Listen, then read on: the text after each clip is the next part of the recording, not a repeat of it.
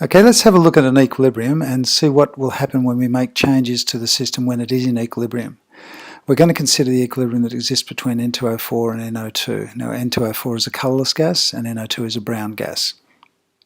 Let's imagine we had a system that originally only had N2O4 in the system, which was the colourless gas, and then eventually, over time, what will occur is that the concentration of the N2O4 will decrease as the forward reaction progresses, and the concentration of the NO2 will increase. So the system will get a darker brown colour as that goes on. And then when you get to equilibrium, there'll be a constancy of macroscopic properties. That is, the colour of the system will look the same because the concentrations of each of them will now be constant. Now, as the concentration of the N2O4 lowers, that means the rate of the forward reaction will lower. And as the concentration of NO2 increases, that means the rate of reverse reaction will increase. When we get to equilibrium, the rates of both reactions will be equal and opposite.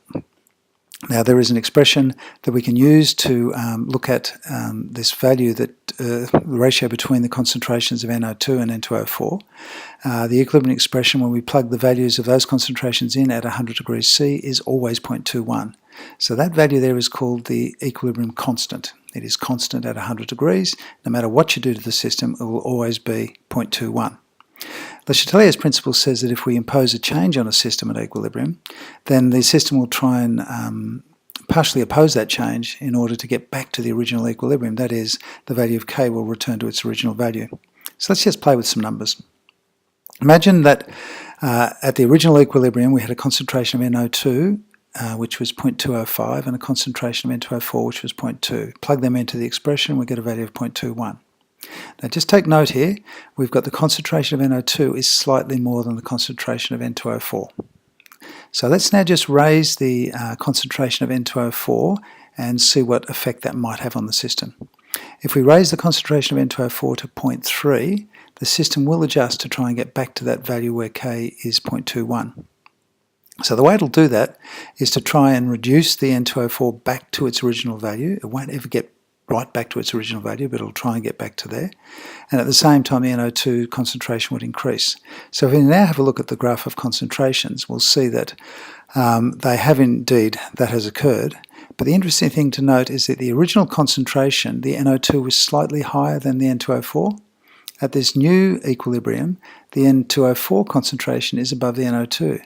So how could have it returned to the equilibrium value of K equal to 0.21? Let's have a look at the numbers. We've got the NO2 concentration would have come to 0.245. The N2O4 will have reduced down from its 0.3 but not right back to what it originally was. It comes to 0.28. And when we plug those values in, it still gives us 0.21. That's the equilibrium constant. Now it is only a constant at one particular temperature. If you change the temperature, the value of that equilibrium expression will change. If we look at the system at room temperature, it's a darker brown than if it was at 0 degrees Celsius. So what that tells us is lowering the temperature is favouring the reaction that produces more of the N2O4. Lowering the temperature is favouring the reverse reaction because we can see the reaction mixture is getting lighter in colour. So how does Le Chatelier explain that, or what does his prediction tell us about that? The prediction is that when you lower the system, lower the temperature of the system, it'll try and reverse that by producing more heat. So if it can produce more heat, that would be favouring the exothermic reaction. So to return to equilibrium, it favours the exothermic reaction, but it can't actually get back to its original equilibrium. And if we look at some values for this system when you're changing temperature, at 0 degrees, at 100 degrees, the value of K is 0.21, but we see at 0 degrees it's markedly different. So the only thing that will change the value of K is a change in temperature.